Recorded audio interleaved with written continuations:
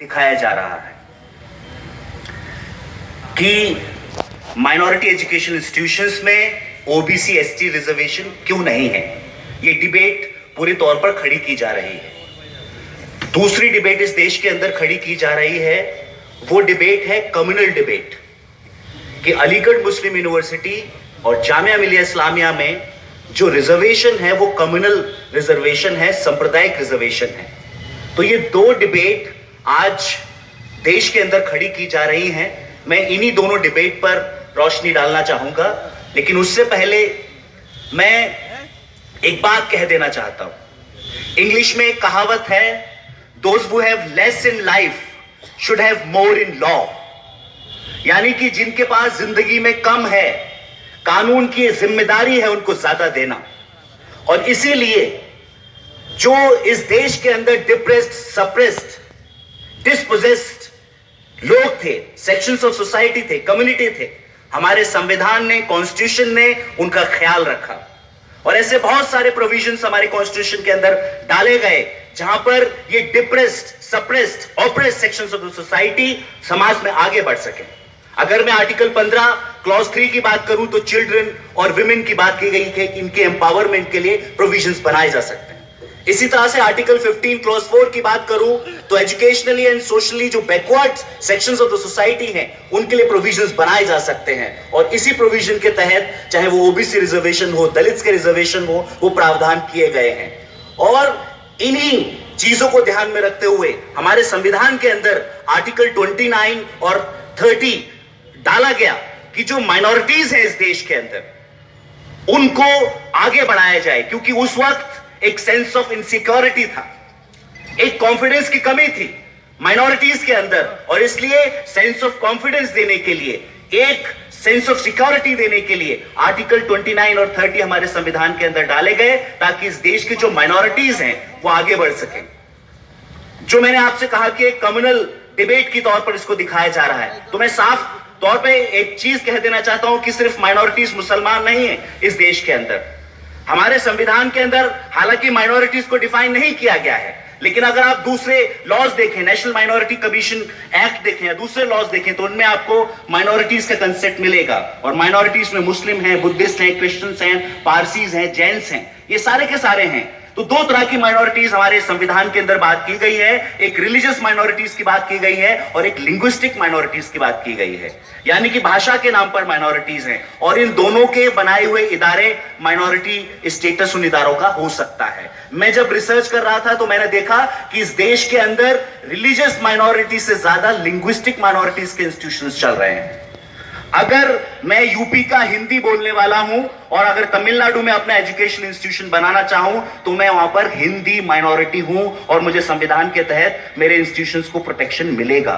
तो जो लोग एक कम्युनल तौर पर इसको दिखाना चाहते हैं, ये कम्युनल डिबेट नहीं है। संविधान ने जो माइनॉरिटीज को राइट्स दिए हैं अपने एजुकेशन इंस्टीट्यूशंस बनाने के, उनको चलाने के और अपनी तरह की तालीम देने के, इसी को हम माइनॉरिटी कैरेक्टर कहते हैं। माइनॉरिटी कैरेक्टर है क्या?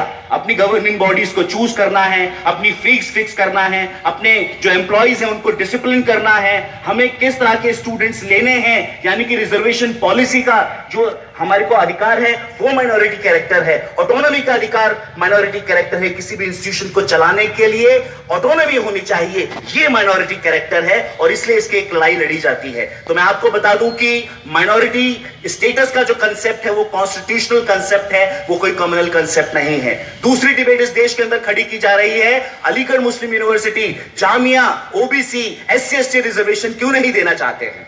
मैं आपको बता दूं कि इस देश का संविधान और इस देश का कानून यह कहता है कि माइनॉरिटी एजुकेशन इंस्टीट्यूशन में ओबीसी एससी एसटी रिजर्वेशन नहीं हो सकता। और इसका मैं आज आपको कानूनी पहलू बता देना चाहता हूं। हमारे संविधान के अंदर 2005 में अमेंडमेंट होता है, आर्टिकल 15 क्लॉज 5 जोड़ा जाता है। आर्टिकल 15 क्लॉज 5 ये कहता है कि एससी एसटी ओबीसी के लिए जो मार्जिनलाइज सेक्शन है उनके लिए हर इदारे में रिजर्वेशन हो सकता है, चाहे वो एडेड हो या वो नॉन एडेड हो। लेकिन उसी आर्टिकल में लास्ट में ये कहा जाता है, but minority education institutions are exempted. यानी कि संविधान का आर्टिकल 15 क्लॉज 5 ये कहता है कि माइनॉरिटी इदारों में एससी एसटी ओबीसी रिजर्वेशन नहीं हो सकता। इस अमेंडमेंट को हम 93rd कॉन्स्टिट्यूशनल अमेंडमेंट कहते हैं, जो 2005 में हमारे संविधान में डाला गया। इसी कॉन्स्टिट्यूशनल अमेंडमेंट को ध्यान में रखते हुए इस देश के अंदर एक कानून बनता है 2006 के अंदर, जिसको हम कहते हैं सेंट्रल एजुकेशनल इंस्टीट्यूशंस रिजर्वेशन इन एडमिशंस एक्ट 2006। ये जो 2006 का एक्ट है, जिसको सुप्रीम कोर्ट भी कॉन्स्टिट्यूशनल कह चुका है, इस एक्ट के मैं दो प्रोविजंस आपको बताना चाहूंगा, सेक्शन 3 और सेक्शन 4। सेक्शन 3 ये कहता है कि जो सेंट्रल एजुकेशनल इंस्टीट्यूशंस हैं उसमें SC ST OBC का रिजर्वेशन हो सकता है, लेकिन सेक्शन 4 ये कहता है माइनॉरिटी एजुकेशनल इंस्टीट्यूशन में रिजर्वेशन नहीं हो सकता। यानी कि हमारा संविधान, हमारे जो ऑर्डिनरी लॉज हैं, वो सब के सब ये कहते हैं कि माइनॉरिटी एजुकेशन इंस्टीट्यूशन में SC ST OBC रिजर्वेशन नहीं हो सकता। और इसलिए जो लोग इस डिबेट को मुस्लिम वर्सेस दलित करके दिखाना चाहते हैं, वो ये जानते ही नहीं है कि हमारा कानून क्या है, हमारे देश का कॉन्स्टिट्यूशन क्या कहता है। और इसका मैं आपको रीजन बताता चलूं। 1992 तक इस देश के अंदर बहस ही नहीं थी कि जो, चलिए मैं सारा टाइम बस एक दो बातें बता के जाना चाहूंगा कि 1992 तक इस देश के अंदर बहस नहीं थी कि माइनॉरिटी एजुकेशन इंस्टीट्यूशन में रिजर्वेशन हो सकता है या नहीं हो सकता है। 1992 में सुप्रीम कोर्ट ने एक केस डिसाइड किया जिसको हम saint Stephen's versus Delhi university कहते हैं। सेंट स्टीफेंस एक कॉलेज है जो दिल्ली यूनिवर्सिटी से एफिलिएटेड है, उसमें क्रिश्चियंस के रिजर्वेशन को लेकर डिबेट खड़ी हुई। सुप्रीम कोर्ट ने कहा कि Christians can have reservation in the institution which they have established, जिस इंस्टीट्यूशन को उन्होंने बनाया है उसमें उनका रिजर्वेशन हो सकता है, लेकिन ये लिमिट 50% की लिमिट होगी, 50% नॉन माइनॉरिटीज को पढ़ाना पड़ेगा। तो एक तरफ सुप्रीम कोर्ट ने यह कहा कि 50% रिजर्वेशन माइनॉरिटी एजुकेशन इंस्टीट्यूशन में हो सकता है, और अगर हम SC ST OBC रिजर्वेशन को लें तो 49% रिजर्वेशन वो होता है। अगर माइनॉरिटी एजुकेशन इंस्टीट्यूशन को लें तो 50% अपनी कम्युनिटी के लिए रिजर्वेशन है, और 50% अगर हम SC ST OBC रिजर्वेशन करेंगे तो 100% सीट्स रिजर्व हो जाएंगी। तो नॉन माइनॉरिटी जो स्टूडेंट्स है वो कहां जाएंगे? और इसलिए इस देश के अंदर संविधान में भी तरमीम किया गया और इस देश के अंदर कानून बनाए गए कि minority education institutions are exempted from providing SC ST OBC reservation. और इसलिए इस डिबेट को खड़ा करना कि ये अलीगढ़ मुस्लिम यूनिवर्सिटी, जामिया मिलिया इस्लामिया ये SC ST OBC रिजर्वेशन नहीं दे रहा है, ये बिल्कुल जो लोग कानून को शायद नहीं जानते हैं वो ऐसा कहते हैं। बातें तो बहुत सारी कहनी है, लेकिन एक बात मैं यहां पर कह देना चाहता हूं। अभी यहां पर खुर्शीद साहब आए थे, उन्होंने एक बहुत खूबसूरत एग्जाम्पल यहां पर दिया, और उसी तरह से मैं अपनी बात कहूंगा। 1967 में अजीज भाषा में कहा गया कि पार्लियामेंट ने यूनिवर्सिटी बनाई है इसलिए ये यूनिवर्सिटी माइनॉरिटी नहीं हो सकती। मैं आपको एक इससे मिलता जुलता एक एग्जाम्पल देना चाहूंगा जो मैंने एक आर्टिकल में पढ़ा था।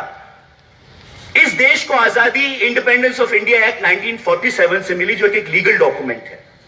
अगर यह आर्गुमेंट लगाया जाए कि अलीगढ़ मुस्लिम यूनिवर्सिटी पार्लियामेंट ने बनाई थी इसलिए ये माइनॉरिटी इंस्टीट्यूशन नहीं है, किसी कम्युनिटी ने नहीं बनाई है, तो वो इस तरह से हो जाएगा कि independence of India act 1947 pass किया और इसलिए Gandhi has no role in independence struggle, Jawaharlal Nehru has no role in Indian independence. बिल्कुल उनका रोल खत्म हो जाएगा क्योंकि इंडिपेंडेंस ऑफ इंडिया एक्ट 1947 से देश आजाद हुआ। तो मैं समझता हूं कि डिबेट को और ज्यादा अंदर ले जाने की जरूरत है। सुप्रीम कोर्ट ने खुद अजीज बादशाह के केस में माना है कि आर्टिकल 30 के तहत जो वर्ड एजुकेशन इंस्टीट्यूशन आता है उसमें यूनिवर्सिटी भी हो सकती है।